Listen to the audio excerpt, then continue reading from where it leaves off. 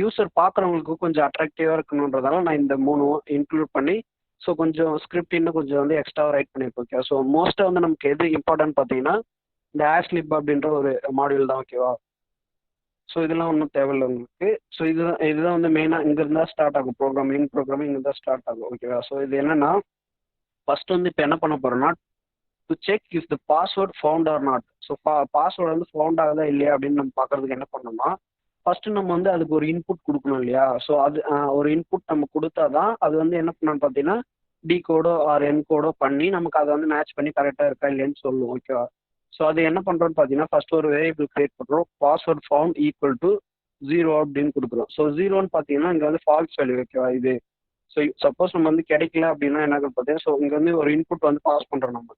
so input hash அப்படின்ற ஒரு variable ஒன்று கிரியேட் பண்ணி அதுக்குள்ளே என்ன பண்ணுறோன்னா என்டர் தி ஹேஷ்